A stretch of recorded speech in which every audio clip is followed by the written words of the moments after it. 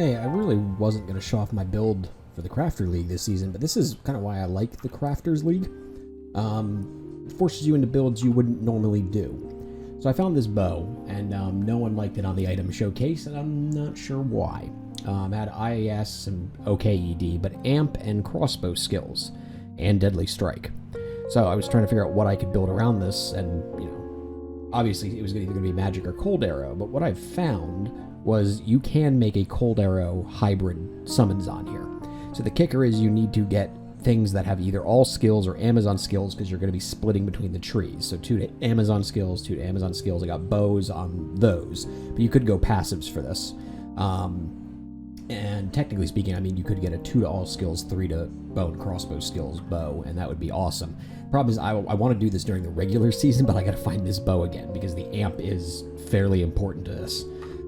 So with Magic Arrow, the problem is you have 4 synergies, or 3, and that's just, well, too many skills to spend. However, with Cold Arrow, you only got the 2. So you can, see I'm missing 6 points here. If I was level 96, this would be full, and you still have enough points to max out Decoy and Valkyrie. Now you're missing some damage from the decoys because you're not maxing Strafe, and you're missing a lot of the passives, right? You're not gaining any hard points from the passives. You have plenty of skills that it's still worth having some in here. So the decoys don't do as much damage as they would normally, but the Valkyries still do. And I got 2 passive and magic skillers here. Everything else is either cold charms. I'd fill out the rest of these as cold charms too.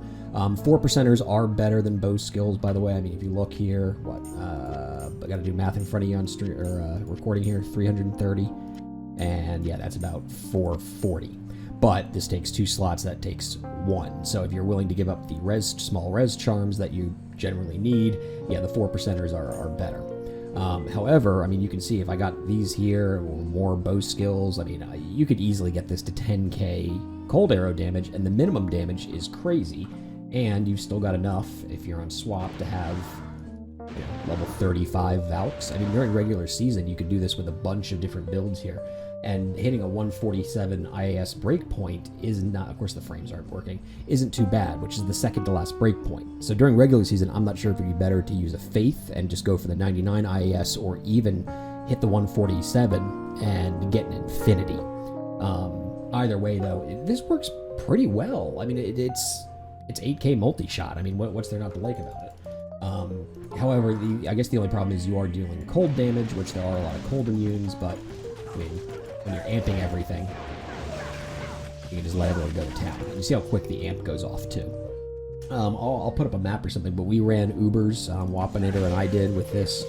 He was on Mind Blast, and it was fairly easy. I mean, I figured it'd be a little more difficult because it's not having Strafe. But no, it worked just fine, and it maps well, too.